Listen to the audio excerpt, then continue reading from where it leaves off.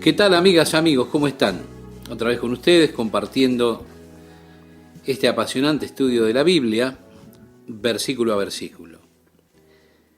Filemón. Filemón fue escrita esta carta por Pablo, el apóstol Pablo, a un hombre que, valga la redundancia, su nombre era Filemón y que vivía en Colosas.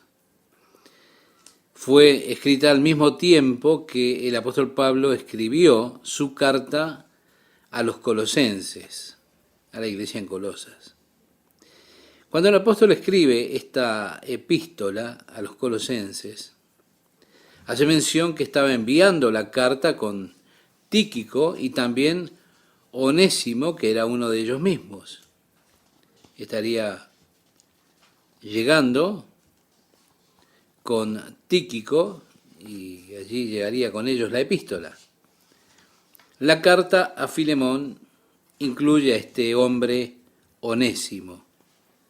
Onésimo fue en un tiempo esclavo de Filemón, que evidentemente le había robado dinero y se había ido, había huido. Ahora Pablo está tratando de regresarlo a Filemón junto con esta carta, en la cual el apóstol intercede por Onésimo para que Filemón lo reciba, no ya como esclavo, sino como un hermano en Cristo. Así que esta es una de las cartas que escribe Pablo desde la prisión. En esta carta Pablo no solo le pide a Filemón que tenga misericordia de Onésimo, sino que también le esté preparando un lugar a él, a Pablo, para quedarse allí, porque Pablo esperaba ser librado de la prisión pronto. ¿Cómo fue librado de la prisión? En ese primer aprisionamiento, más tarde él volvió a estar preso, fue arrestado y allí fue ejecutado. Así que él escribe, Pablo, prisionero de Jesucristo. Así comienza esta carta. Nos dice en la primera carta que escribe Pablo a los Corintios, en el capítulo 10, verso 31, si pues coméis o bebéis o hacéis otra cosa, hacedlo todo para la gloria de Dios.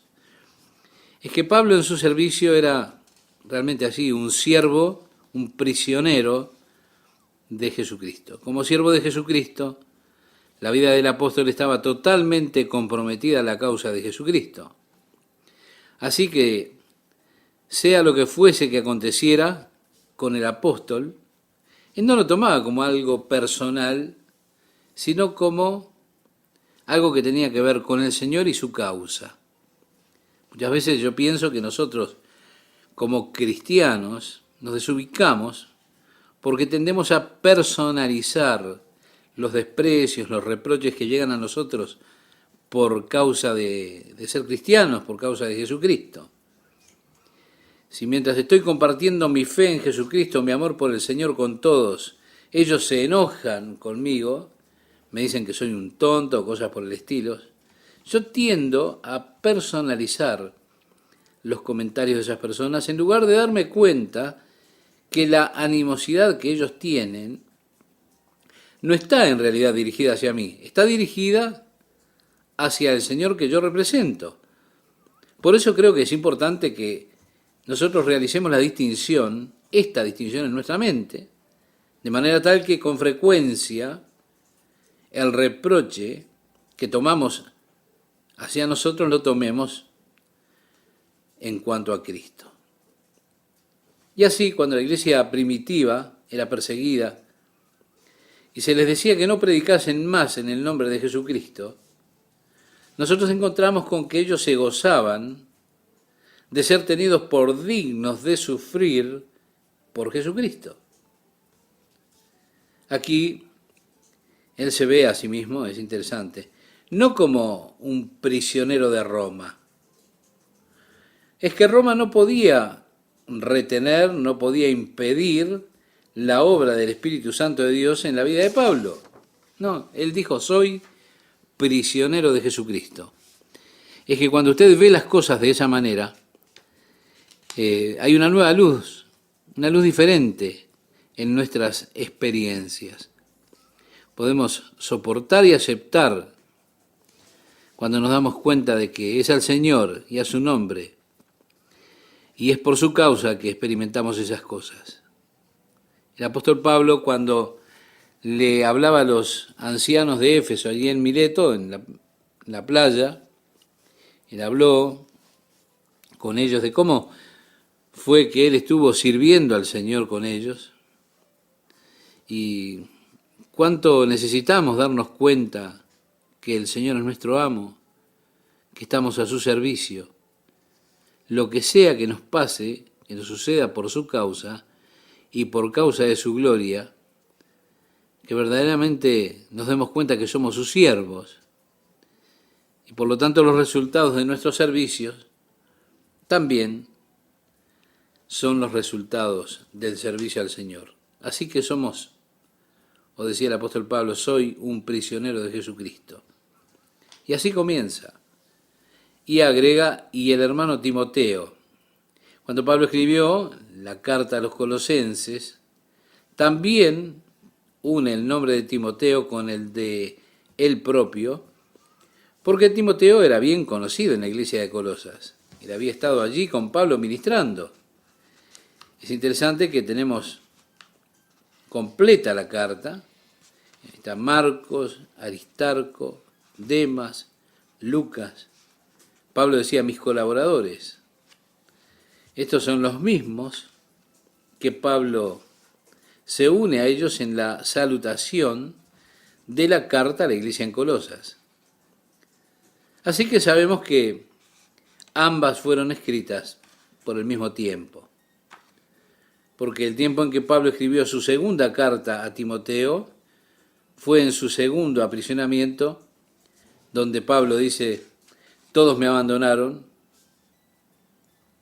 y habla allí de los que están en Asia, de los cuales son Figelo y Hermógenes. Ya lo hemos considerado en nuestro estudio.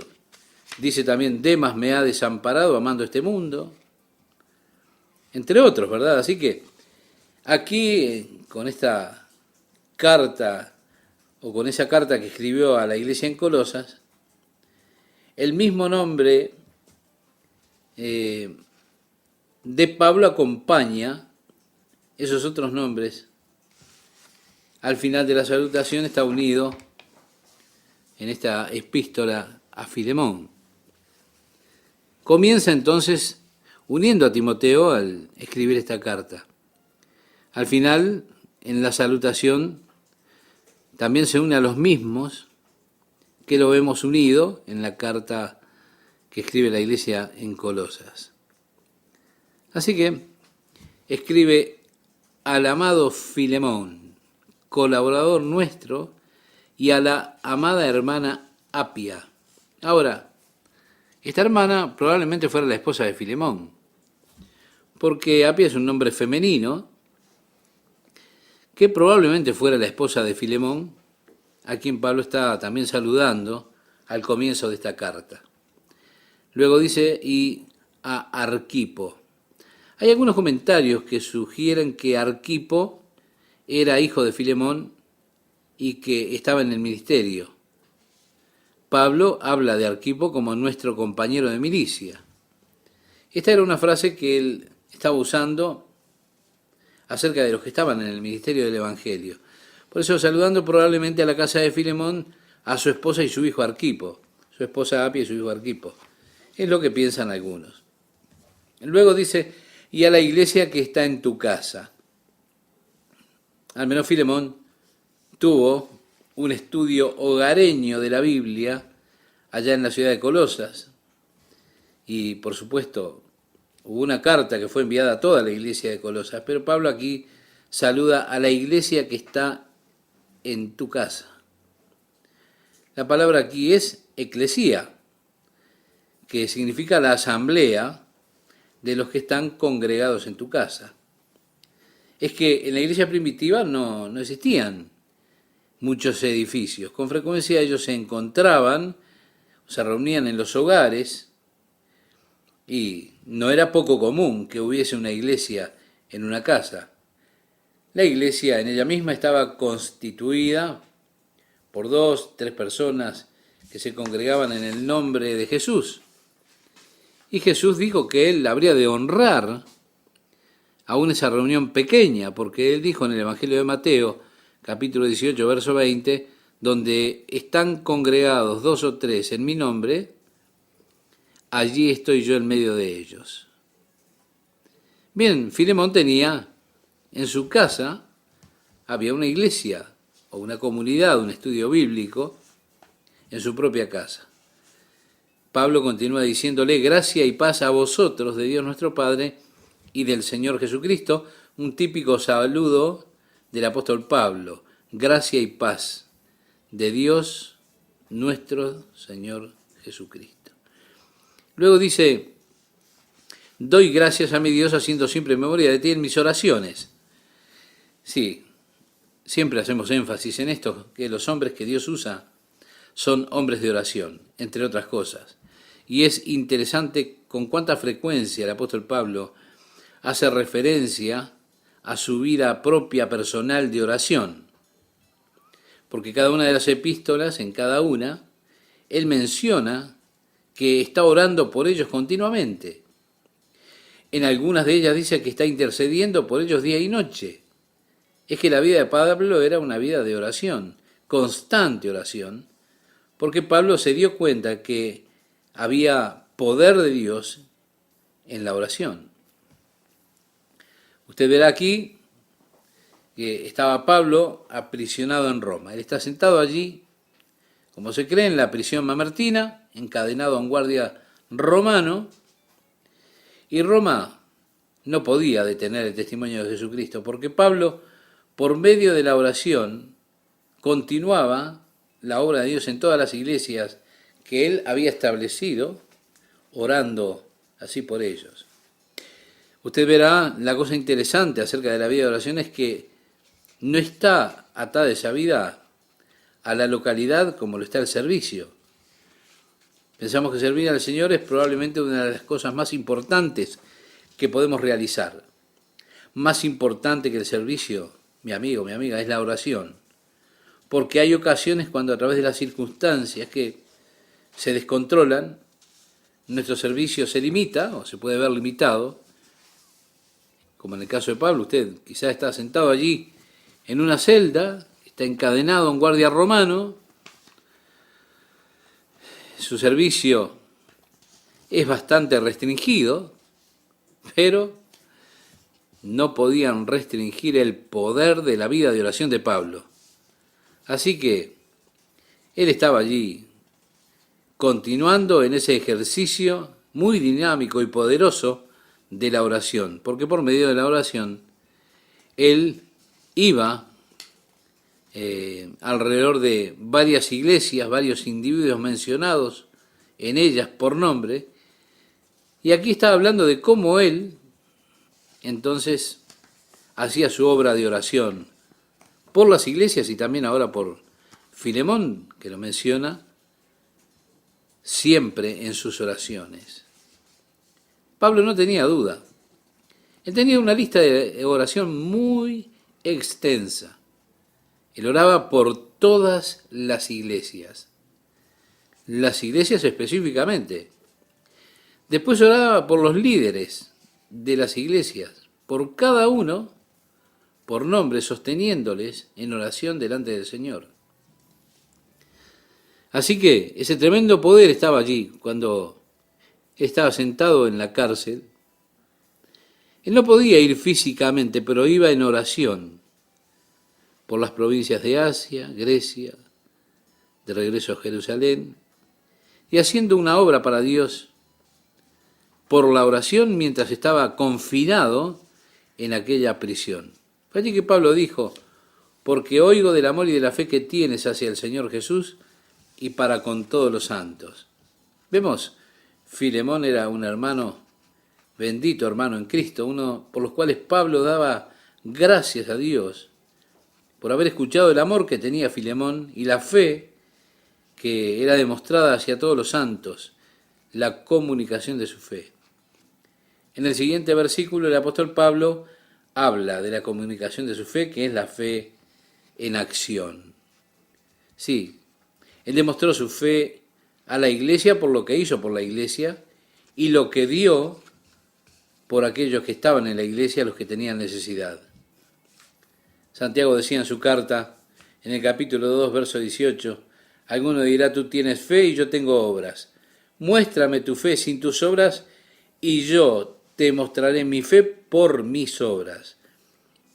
Por eso Pablo habla acerca de la fe de Filemón, esa fe que tiene y que de hecho está probada o se demostraba en el hecho de que él compartía con la iglesia.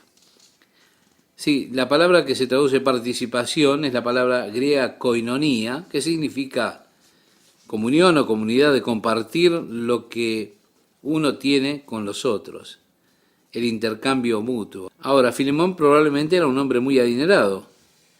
Él estaba dispuesto a compartir lo que tenía con otros que no tenían, por lo tanto, eso era una demostración de su fe verdadera. Le escribe Pablo en el verso 6, para que la participación de tu fe, o la koinonía, la comunidad en la que se comparte, sea eficaz en el conocimiento de todo el bien que está en vosotros por Cristo Jesús.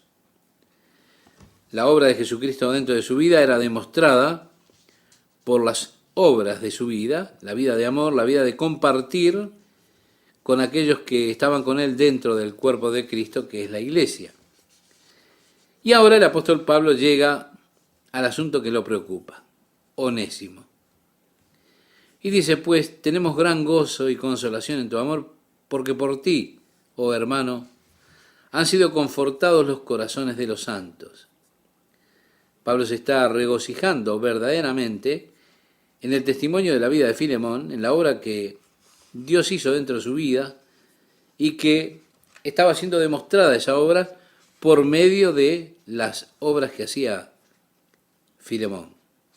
Y agrega, por lo cual, aunque tengo mucha libertad en Cristo para mandarte lo que conviene, más bien te ruego por amor. Sí, Pablo era apóstol, tenía autoridad como apóstol para encarecerle o ordenar hacer una cosa en particular a un creyente. Y aunque Pablo dijo, puedo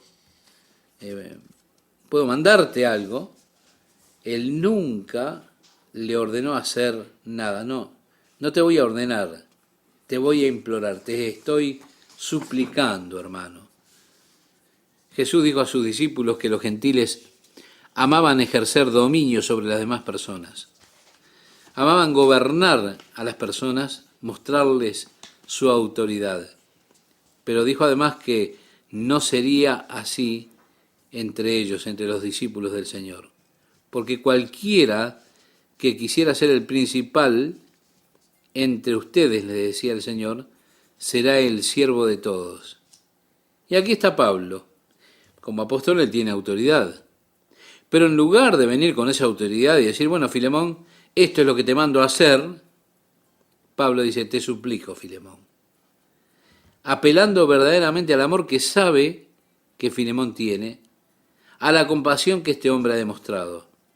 Y cuánto mejor es cuando alguien viene apelando a la más alta naturaleza del amor. Ahora, hay quienes no son movidos mucho por el amor. Así que la Biblia dice, tiene que salvar a algunos por temor. Por supuesto, algunos predicadores toman esta escritura de memoria y ponen a la gente al borde del abismo, al borde del infierno todos los domingos, a ver si pueden salvar a algunos por temor. Pero no hay escrituras que digan, no debes darte cuenta de que es su benignidad que guía al arrepentimiento, por supuesto. Hay en Romanos capítulo 2, versículo 4, una palabra muy certera en cuanto a esto. Sí, algunos son salvos por temor, pero como base de la motivación. Porque el apóstol Pablo dijo, es el amor, no el temor, el amor de Cristo el que nos constriñe. Así que motivado por el amor de Cristo, esa es la más alta motivación. Y él escoge apelar a esta motivación más alta, pidiéndole a Filemón por el amor que sabe que posee. Por lo tanto, aunque podría ser muy íntegro en Cristo para ordenarle hacer esto, con todo, por causa del amor que sabe que posee Filemón, le dice, por lo cual, aunque tengo mucha libertad en Cristo para mandarte lo que conviene, más bien te ruego por amor, siendo como soy, Pablo, ya anciano. Ahora, dice anciano, ¿cuántos años tendría Pablo cuando escribió esta carta? Probablemente fue escrita al final de la primera década de los 50, o a principio de la década del 60 de nuestra era. Pero él había pasado tantas dificultades en su ministerio por causa de Cristo que su cuerpo estaba realmente destruido. Él habló de su enfermedad oftalmológica muchas veces. Así que cuando usted piensa, bueno, él tenía alrededor de 60 años, es solamente mirando el estado de salud del cuerpo del apóstol Pablo que uno puede entender que hable de sí mismo como anciano. Dice, y ahora además de anciano, prisionero de Jesucristo. Reitero, no reconociéndose a sí mismo como un prisionero de Roma, no. Él se reconoce otra vez como prisionero de Jesucristo. Qué bueno, amigas y amigas, volver a encontrarnos por este medio para compartir juntos el estudio de la palabra de Dios. Seguimos con esta carta del apóstol Pablo a Filemón. En el pasaje que mencionaba Esteban nos dice, te ruego por mi hijo Onésimo, a quien engendré en mis prisiones. Bien, en el texto griego la palabra Onésimo está al final de esta oración. Así que diría textualmente, te ruego por mi hijo, a quien engendré en mis prisiones, Onésimo.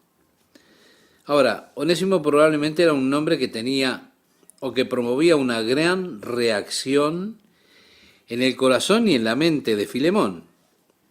Onésimo había sido su esclavo y él evidentemente había robado un dinero antes de huir. Por eso Filemón quizá estaba muy molesto por eso. ¿Cómo lo estaría usted, estimado oyente, si alguien que está dentro de su grupo familiar, alguien que usted tiene como persona de confianza en determinado momento, le roba dinero y se manda a mudar, se va? Bueno, cuando estuvimos viviendo nosotros en Huntington Beach, había un hombre que vino a vernos y necesitaba ayuda y nuestros corazones se conmovieron por él. Bueno, nosotros arreglamos un lugar para que él se quedara, lo alimentamos, lo cuidamos, le dimos algo de dinero. Un día llegamos a casa y descubrimos que él se había ido, pero también se habían ido mis herramientas que me faltaban. Ahora, por varios meses usted me mencionaba el nombre de este personaje y a mí me hervía la sangre. Quiero decir, me hubiera encantado encontrarlo nuevamente. Nosotros le mostramos toda nuestra amabilidad y aún así nos pagó con mal. Amigo, ¿qué quiere que le diga? Sí, Filemón probablemente tenía esta misma reacción cada vez que sentía el nombre Onésimo. Si yo pudiera poner mis manos sobre él. Pablo es cuidadoso de no mencionar su nombre al comienzo de la frase. Él puso, te ruego por mi hijo, a quien engendré en mis prisiones, Onésimo. Y así amortigua un poco la mención del nombre, indicando que hubo un cambio en aquella persona, ese cambio que siempre ocurre cuando uno llega a conocer a Jesucristo como Salvador de su vida y el poder de Jesucristo en la vida de uno. Pablo entonces continúa hablando del cambio que ocurrió en la vida de Onésimo y lo llama su hijo engendrado, decía Pablo, en mis prisiones, el cual en otro tiempo te fue inútil, pero ahora a ti y a mí nos es útil. Pablo le está diciendo, te ruego por este joven, sé que Él fue poco provechoso para ti, ya sé lo que hizo, pero él ahora cambió. Y ahora él para mí es muy útil y también para ti. Y le dice, el cual vuelvo a enviarte. Tú pues recíbele como a mí mismo. Es decir, tú sabes, Él es parte de mí. Él es parte de mi corazón. Yo quisiera retenerle conmigo, decía Pablo, para que en lugar tuyo me sirviesen mis prisiones por el Evangelio. Es decir, yo sé, Filemón, que tú querrías estar aquí conmigo ayudándome en estas prisiones. Pablo todavía tenía una gran tarea que realizar, pero él mandaba estos encargues. Él estaba encadenado a un guardia romano, pero los tenía allí escribiendo cartas para él. Sí, tenía a aquellos que escribían cartas, los enviaba en misiones con distintos encargues, distintos recados. Él dice, yo sé que Filemón, tú quisieras estar conmigo para ayudarme en esta condición que estoy. Yo sé, pero ahora Onésimo te está representando a ti, haciendo la obra que a ti te gustaría hacer por mí mientras estoy preso. Bueno, Onésimo, siendo un esclavo, por supuesto, tenía esa parte miserable de la vida de un esclavo. Una de las cosas más horribles que un hombre podría hacerle a su prójimo es hacerle un esclavo. Y créame, mi corazón se lamenta mucho por aquellas personas que se han vuelto esclavas del Estado en determinados países. Uno de los mayores males del hombre es la opresión al prójimo. En el Imperio Romano la esclavitud era realmente un crimen horrible contra la humanidad.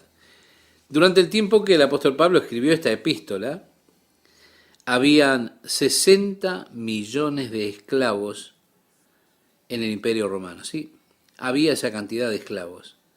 Y siempre estaba el miedo de que, siendo tantos, esos 60 millones de personas se levantaran en masa y existía la amenaza para el Imperio Romano de aquellas personas.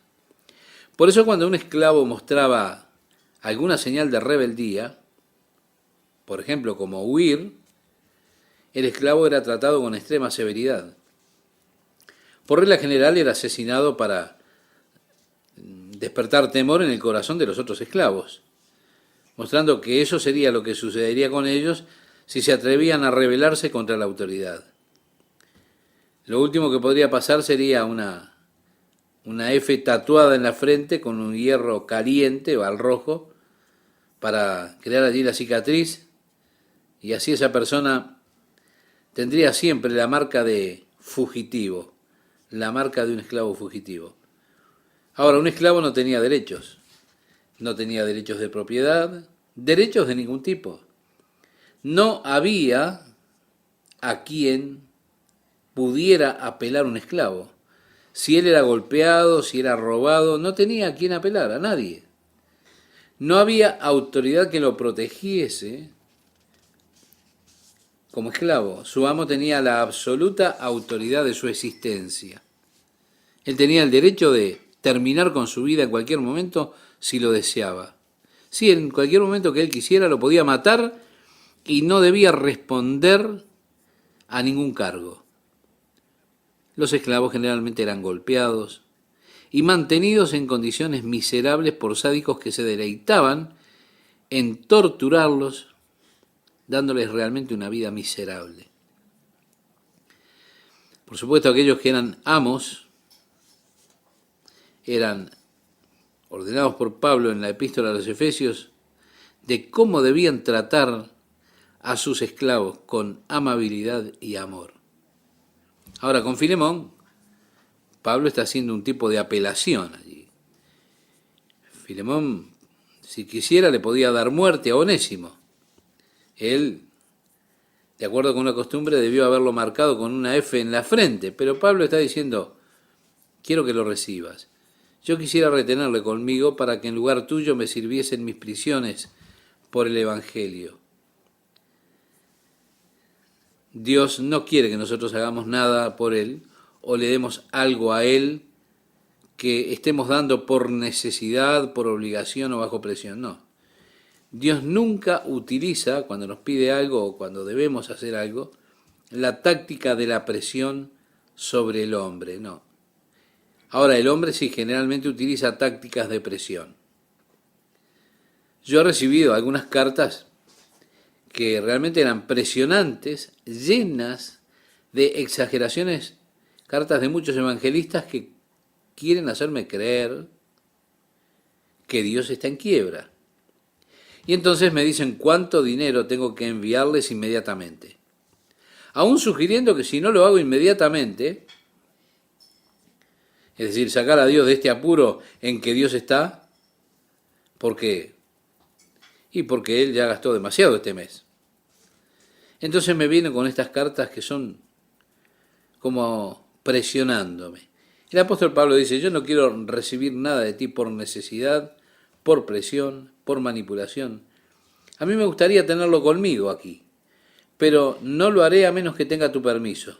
A pesar de que Él ha sido de mucha ayuda para mí, quiero que lo hagas voluntariamente. Y así Pablo, hablando acerca de nuestra entrega, de nuestra ofrenda en su carta a los Corintios, dice que no debe ser con tristeza o por necesidad, o por presión, diríamos, sino que cada hombre dé como propuso en su corazón, porque Dios ama al dador alegre. Así que lo que usted pueda darle a Dios, déselo si lo hace con alegría. Pero lo que no pueda dar con alegría, no se lo dé a Dios, quédeselo usted. Es mejor que usted lo guarde que dárselo a Dios a regañadientes, porque Dios no quiere nada que nosotros realicemos de mala gana. Yo puedo comprender eso, a mí no me gustan las personas que hacen las cosas de mala gana. Hay personas que me dieron cosas y después las escuché andando por allí resentidos por lo que me dieron. Inmediatamente yo se lo devuelvo y le digo, realmente no necesito esto, te lo devuelvo. Y me dicen, no, yo digo lo que digo y enseguida me dicen, no, no lo preciso, se lo doy para usted, no. Yo les reitero, yo no me lo voy a quedar. Y así uno no quiere que las personas se quejen. Si ellos quieren dar algo porque lo aman a usted, grandioso. Ahora, si se van a quejar por eso y van a estar resentidos por lo que le dieron, mejor es que no den nada. Yo no quiero nada que una persona me dé sintiendo remordimiento después por habérmelo dado. Es lo mismo con Dios. ¿Usted quiere servir al Señor? ¿Servirle a Él con un corazón alegre, gozoso, voluntarioso? ¿Usted quiere darle algo a Dios? Hágalo con gozo, feliz, con un corazón de buena voluntad. Ahora, si usted no puede hacerlo así, con felicidad, con gozo, entonces no le dé nada. Es mejor no dar porque usted no obtendrá ninguna recompensa de todas maneras por eso que dio. Así que ¿para qué darlo? ¿Se da cuenta? Usted le da a Dios y Dios dice, ¿para qué me lo das? Si yo pido que me lo des con alegría. Quizás viene usted diciendo, oh Dios, aquí tienes esto.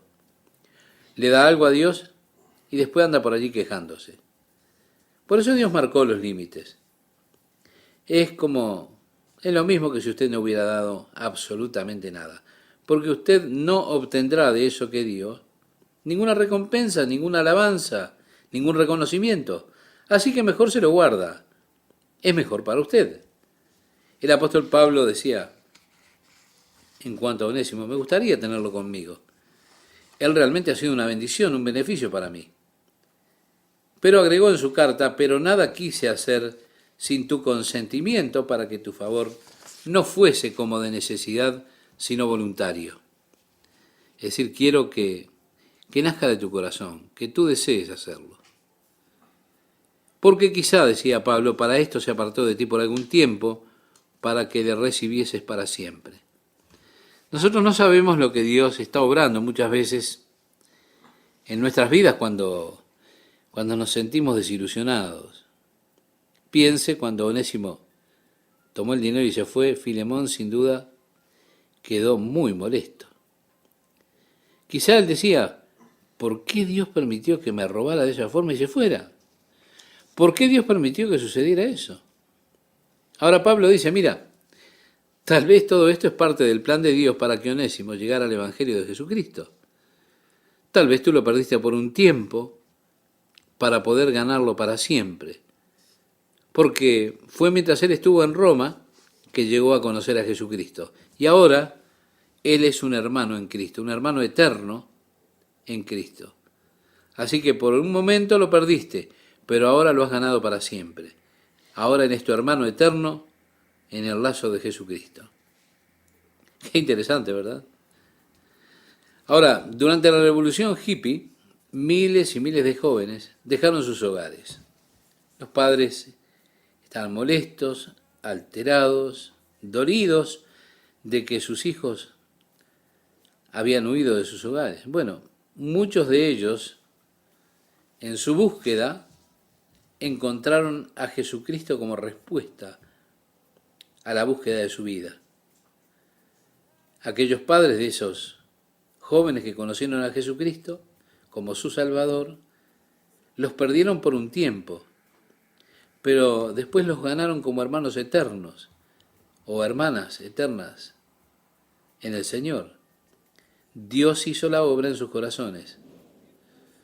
A veces un esposo, una esposa se va y hay tanto dolor, tanta aflicción, pero espere, usted no sabe cómo está obrando Dios. Usted no sabe, pero tal vez ellos se van por un tiempo.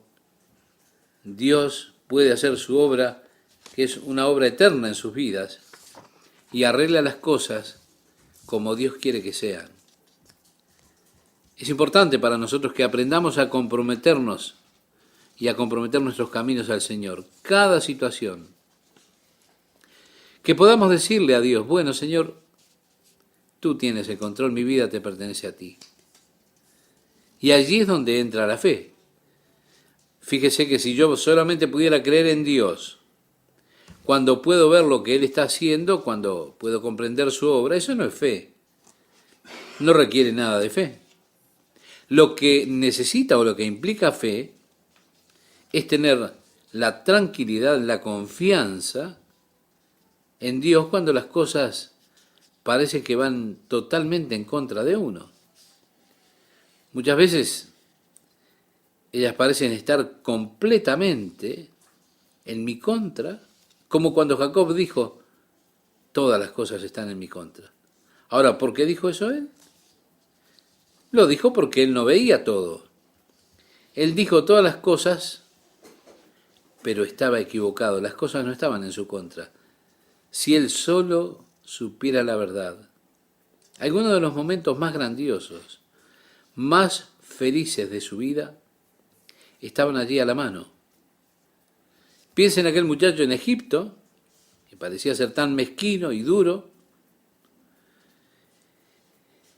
En realidad su hijo, José, a quien se le había arrebatado tantos años atrás, él pronto va a descubrir que su hijo está vivo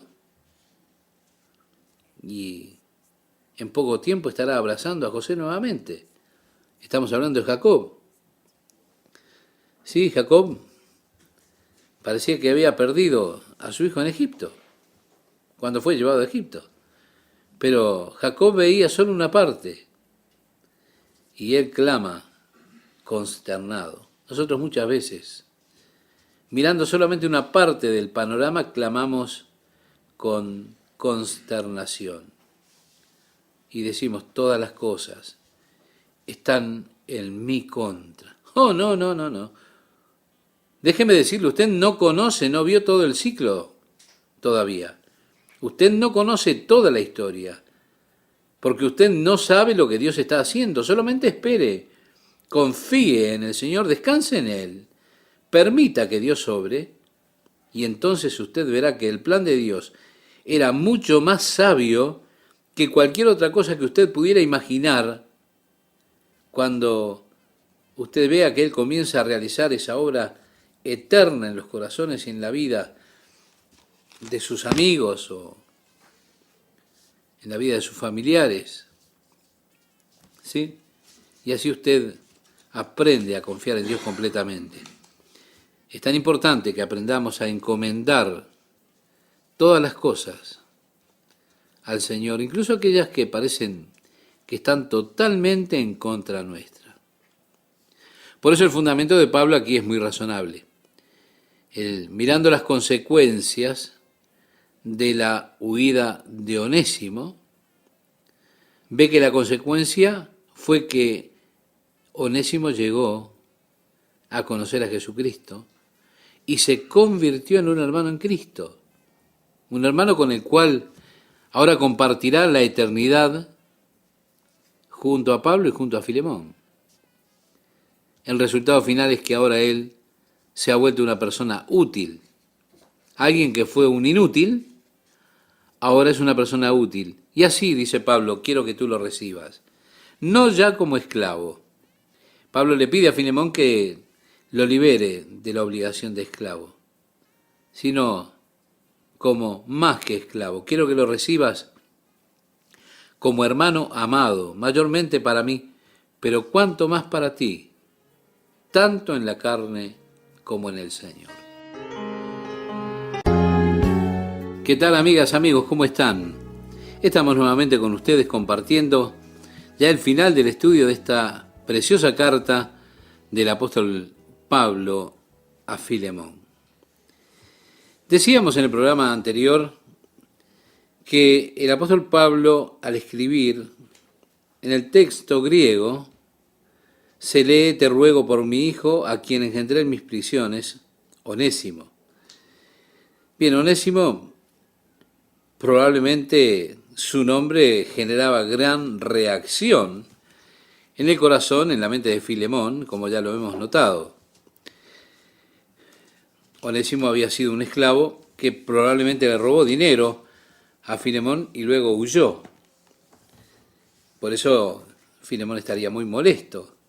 Y Pablo tiene mucho cuidado de no mencionar el nombre de Onésimo al comienzo de la frase, sino que lo pone al final. Te ruego por mi hijo, a quien engendré en mis prisiones, Onésimo.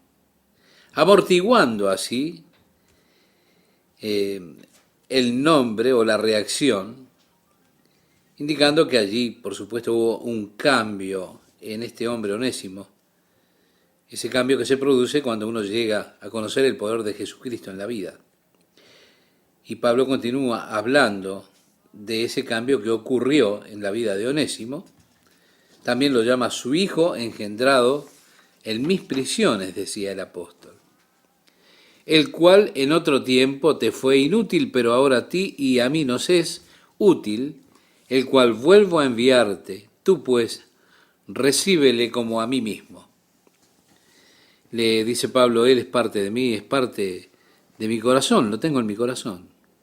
Yo quisiera retenerle conmigo para que en lugar tuyo me sirviese en mis prisiones por el Evangelio. Pablo le dice en otras palabras, yo sé, Filemón, que tú quisieras estar conmigo aquí para ayudarme mientras tengo que pasar por esta prisión. Y entonces Pablo le dice, quiero que lo recibas. Yo lo hubiera retenido conmigo, pero sin tu permiso yo no haré nada. Es que Dios no quiere que nosotros hagamos nada por Él o le demos algo a Él que sea bajo presión. Y Pablo no quiere hacer nada tampoco con Filemón que le signifique una presión. Mi amigo, si usted quiere servir al Señor, sírvale con un corazón alegre, lleno de gozo, de buena voluntad. Si usted quiere ofrendarle algo a Dios, hágalo con gozo, con felicidad. Si usted no puede ofrendar para Dios con un corazón feliz, gozoso, entonces no dé nada, porque es mejor no dar. De todas maneras, usted no obtendrá ninguna recompensa, ningún reconocimiento de Dios de todas maneras. ¿Se da cuenta?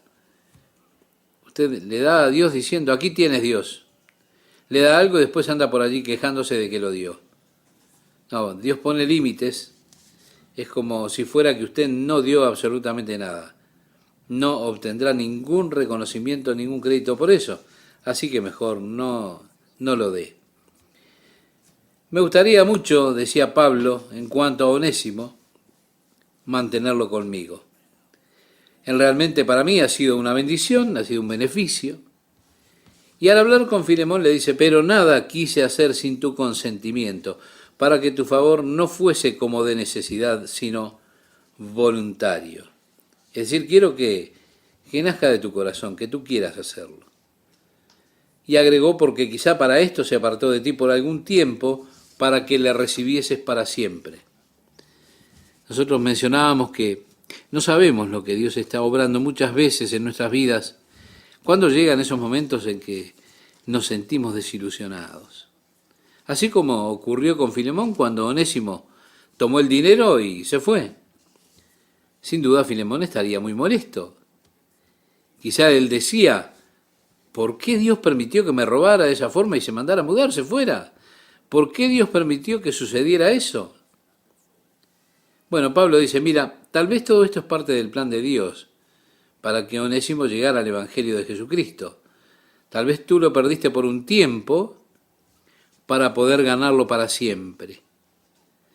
Porque, fíjese, fue mientras el apóstol Pablo estuvo en la prisión de Roma que Onésimo llega a conocer a Jesucristo. Sí, él es un hermano en Cristo, un hermano eterno en el Señor. Así que, por un momento tú lo perdiste, pero ahora lo has ganado para siempre. Es importante que aprendamos a comprometer nuestros caminos con el Señor. Cada situación, cada cosa que llegue a nuestra vida, que podamos decirle a Dios, bueno, Señor, tú tienes el control de todo. Mi vida te pertenece a ti. Y allí es donde entra la fe. Si nosotros pudiéramos creer en Dios solamente cuando vemos lo que Dios está haciendo, cuando podemos entender, comprender su obra, bueno, eso no es fe, no se necesita fe para nada. Lo que implica y lo que es necesario experimentar la fe son aquellas situaciones, es decir, tener tranquilidad y confianza cuando aparecen las situaciones que indicarían que todo está en nuestra contra, que todo está mal. Muchas veces parece que todo está completamente en contra nuestra, como le ocurrió a Jacob. Él decía, todas las cosas están en mi contra. Ahora, ¿por qué dijo eso él? Porque él no veía todo. Él dijo, todas las cosas están en mi contra, pero estaba equivocado. Las cosas no estaban en su contra. Ahora, si Jacob hubiera conocido toda la verdad, algunos de los momentos más grandiosos, más felices de su vida, se hubiera dado cuenta que estaban allí a la mano, a la vuelta de la esquina. Allá está aquel muchacho en Egipto. Parecía ser tan mezquino, todo parecía ser duro, en realidad, pero su hijo, aquel que le había sido arrebatado tantos años atrás, Jacob pronto habría de descubrir que no estaba muerto, sino que estaba vivo, y que pronto también habría de descubrir que se abrazaría a su hijo José otra vez. ¿Por qué? Porque Jacob no conocía todo el panorama. Él solo vio una parte y entonces clamó consternado. Nosotros muchas veces también, amigo oyente, amiga oyente, vemos solamente una parte de todo el panorama y clamamos desesperados. Y decimos, todas las cosas están en mi contra. Ah, no. Espere, usted no conoce todo el ciclo, no conoce toda la historia. Usted ni siquiera sabe lo que Dios está haciendo. Solamente espere, confíe en el Señor, descanse en Él y deje que Dios obre. Entonces usted verá que el plan de Dios era mucho más sabio que cualquier otra cosa que usted pudiera imaginar cuando Dios comience a realizar esa obra eterna en los corazones, en la vida de sus amigos, sí, en sus propios corazones y vidas, mientras usted aprende a confiar en Él completamente. Créame, es tan importante que aprendamos a encomendar todas las cosas al Señor, aun aquellas que parecen estar totalmente en contra nuestra. Por eso, vemos que el fundamento de Pablo es muy razonable, porque él está mirando todo el panorama, las consecuencias de la huida de Onésimo. ¿Cuál fue la consecuencia? La consecuencia fue que Onésimo llegó a conocer a Jesucristo y se convirtió en un hermano en Cristo para compartir la eternidad ahora junto a Pablo y a Filemón. El resultado final fue que él se volvió una persona útil, Onésimo que antes era inútil. Por eso Pablo dice, así que quiero que tú lo recibas, no ya como esclavo, sino como más que esclavo.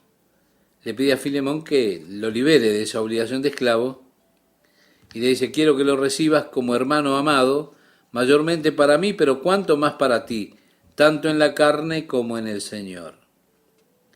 Pablo le está pidiendo algo más que Filemón perdonara a Onésimo. Le está pidiendo un perdón total que incluya la esclavitud que una vez soportó. Quiero que lo recibas ya no como esclavo, más que un esclavo. Quiero que lo recibas como hermano amado, es decir, libéralo de la esclavitud. Y le dice, así que si me tienes por compañero, es decir, un colaborador tuyo, te pido, recíbele como a mí mismo. En otras palabras, que lo trates con la misma amabilidad con la que me tratarías a mí o con la amabilidad que ya me has tratado, con el mismo amor. Quiero que hagas por él las cosas que has hecho por mí. Y le agregó, y si en algo te dañó o te debe, ponlo a mi cuenta, es decir, cárgalo a mi cuenta. Y después puso yo, Pablo, lo escribo de mi mano, yo lo pagaré. Vemos, tenemos aquí al apóstol Pablo como intercesor, intercediendo ante Filemón acerca de este siervo que era inútil, pero que se convirtió a Jesucristo y está pidiendo que sea liberado de la esclavitud y que sea recibido ahora como un hermano. Es más, el apóstol le pide que lo reciba como a él mismo y que le perdone toda la deuda que él tiene, o al menos que esa deuda se la cargue a Pablo. Pablo le promete restituirlo. Yo pagaré, dijo. Mi amigo, eso es intercesión. Ahora, la Biblia dice que Jesús es capaz de salvar perpetuamente a los que por él se acercan a Dios, viviendo siempre para interceder por ellos. Ya lo veremos cuando estudiemos el libro de Hebreos, en el capítulo 7, verso 25. El profeta Isaías profetizó que Jesús, el Mesías, intercedería por los transgresores. En el capítulo 8 de la carta que el apóstol Pablo le escribe a los romanos, hace una pregunta que es muy interesante. Dice, ¿quién es el que condenará? Cristo es el que murió. Más aún el que también resucitó, el que además está a la diestra de Dios, el que también intercede por nosotros. Usted puede buscarlo después en el capítulo 8 de la carta de Pablo a los romanos en el versículo 34. Sí, mi amigo, mi amiga, Jesús no lo está condenando a usted. No, no lo ha condenado, usted no lo condenará. Es más, Jesús dijo, porque no envió Dios a su Hijo al mundo para condenar al mundo, sino para que el mundo sea salvo por él. En ese pasaje tan conocido del capítulo 3 del Evangelio de Juan, el versículo 17. Ahora, ¿quién es entonces el que condena? Jesucristo está intercediendo por usted. Así como Pablo intercedió por Onésimo, Jesús intercede por usted, diciendo, Padre, quiero que los recibas, ya no como pecadores, sino como aquellos que han sido lavados del pecado con mi sangre, como hermanos, como tus hijos eternos. Oh Padre, quiero que los trates así como me tratas a mí. Glorifícalos con esa gloria que tú me das a mí en los lugares celestiales. La bendición del Padre, la gracia, la bondad hacia nosotros como hijos de Dios. Y finalmente, si ellos te deben algo, ponlo a mi cuenta. Sí, mi amigo, mi amiga, todos nuestros pecados son cargados en Jesús. Toda nuestra culpa es cargada sobre Él. Dios cargó sobre Jesús las iniquidades de todos nosotros. Fue el que dijo, si ellos te deben algo, ponlo en mi cuenta, en otras palabras. Yo lo pagaré, porque Jesús pagó todo. Bien, canta un himno, todo lo debo a Él. A mí me encanta el último verso de esta canción. Y cuando ante el trono estoy en Él completo, Jesús murió para salvar mi alma. Mis labios aún repetirán, Jesús todo lo pagó. Todo lo debo a Él. Sí, mi amigo, dice, el pecado dejó una mancha carmesí, pero Él la lavó blanco como la nieve. En su intercesión por usted y por mí, Él está pidiendo que nosotros recibamos con Él el honor y la gloria de su reino eterno. Que toda nuestra culpa sea transferida a su cuenta. Toda nuestra deuda, Él la ha aceptado la responsabilidad de ella. Así que Pablo dice, yo Pablo lo escribo de mi mano, yo lo pagaré, por no decirte que aún tú mismo te me debes también. Evidentemente, Filemón era uno de los convertidos durante el ministerio del apóstol Pablo. Pablo tuvo la oportunidad de compartir con Filemón el glorioso evangelio de Jesucristo. Así que él le debía a Pablo su conversión, el regalo de la vida eterna que él tenía, porque Pablo fue el instrumento de Dios, el que Dios utilizó para llevarlo a Filemón al conocimiento de Jesucristo. Por eso le dice, así que si él te debe algo, ponlo en mi cuenta. Sin embargo, quiero recordarte algo, que tú me debes un poco. ¿Sabes? Incluso tu vida, le dice en otras palabras. Sí, hermano, tenga yo algún provecho de ti en el Señor, conforta mi corazón en el Señor. En otras versiones encontramos que dice, conforta mis entrañas. Bueno, para nuestra cultura moderna es difícil comprender por qué diría Pablo una cosa así, pero tenemos que darnos cuenta que estamos tratando con una cultura diferente, conceptos diferentes de culturas diferentes. De acuerdo a las creencias, ellos seguramente no estaban muy alejados de la realidad y en la cultura de ese tiempo las emociones más profundas de un hombre no se sentían en la cabeza, sino que se sentían en la región del estómago. Cuando la aflicción es muy profunda, sí, se sentía en el área del estómago en lugar de sentirlo en la cabeza. Cuando las experiencias de gozo llegan al máximo, evidentemente no son experiencias que van al cerebro, son experiencias que las sentían en lo profundo, adentro, en esas áreas que ellos llamaban las entrañas. Y así se nos dice que tengas entrañas de compasión, entrañas de misericordia. Y Pablo está hablando acerca de ese gozo supremo, de la clase de gozo más profundo. Y esta es la clase de gozo que yo quiero que sienta en el área más profunda del alma.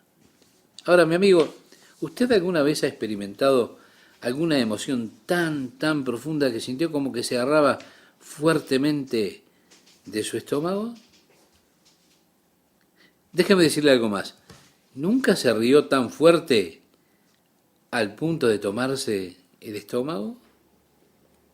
¿Se da cuenta? Debido a eso ellos pensaban que en esa región del estómago era el área de las entrañas, de mayor gozo, de risa y de todo lo demás.